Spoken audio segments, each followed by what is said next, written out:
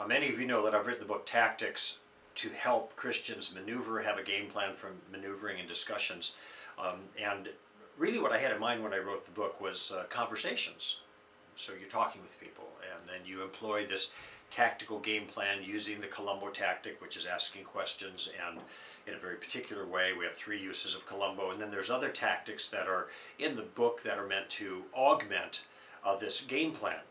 Now, a lot of folks have discussions through social media, though, and they're not face-to-face, and I've been asked, how do you use tactics in social media context? And I don't do a lot of interaction in social media just because I'm a slow typist, and those take a lot of time, but they're a great way for many of you to get engaged, because this is where many people in our culture talk to each other, so that's the medium that you're going to use.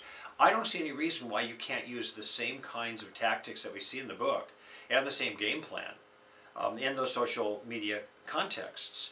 The first Columbo question is, what do you mean by that? The second one is, how did you come to that conclusion? These are the first 2 steps of critical thinking. You have to be clear on what the other person's view is, their claim, first. Then you have to figure out why they hold the view they do before you can begin, I think, effectively challenging it and finding the weak spots and stuff like that. Why can't those same kind of questions be asked in a social media context? People making posts on the internet, they are vague in the things that they say, the claims that they make, needs clarification.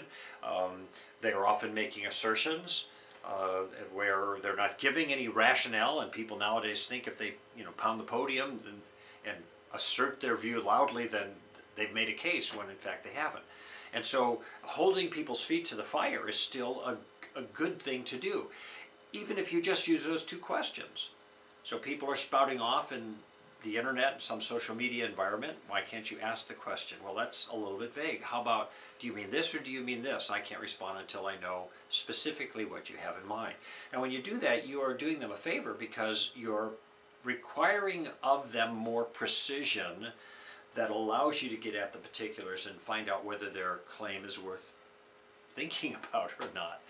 And then by the same token, when you ask them the question, how did you come to that conclusion, you're also, forcing them to be honest, forcing them to be good thinkers. And the advantage of social media context, if you're doing this with grace, and you're careful not to write on and on and on and on, but try to be precise. And by the way, this is where Twitter's really good, because it forces you to get your idea across in a succinct fashion.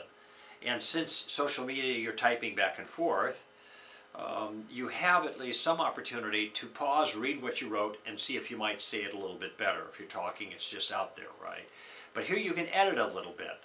And I always think that's a good idea. I don't like throwing a bunch of nonsense out on the thing just because I'm banging it out. I want it to be clear so I can think about it.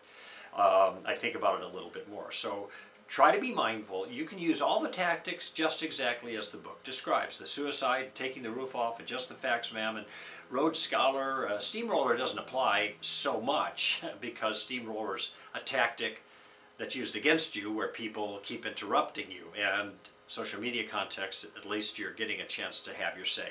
But all the rest of them apply in the standard way. You're just employing them in a written circumstance, which has its advantages because you can edit, and you could try to make your response sound a little softer and more generous, and your frustration that you're feeling doesn't have to come through in your writing. So that can protect you if you're a little bit excitable individual and jump in a little bit too aggressively. Let your words be more tempered. Take your time, be succinct, but follow the same game plan.